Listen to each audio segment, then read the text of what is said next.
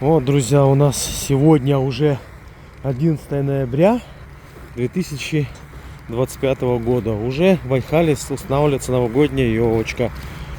Предпраздничное настроение. Как говорится, праздник детям, праздник всем. А у нас сегодня в Айхале дубачок. Минус 30, короче, давит. Погода уже берет свое, берет. Вот народ с работы едет. Ступенечки почистили, молодцы. Поэтому вот такая у нас здесь погодка. Вот будет елочка. Ну, это, наверное, одну из это ставят. Обычно еще елочку ставят на этом, на Соборной площади возле Антеи. А почему тут ставят?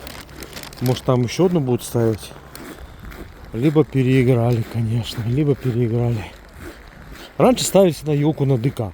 Потом в последнее время начали ставить на Соборной площади. Вот там, вот, возле, напротив Антеи как раз. Сейчас смотрю, опять ее ставят вот здесь.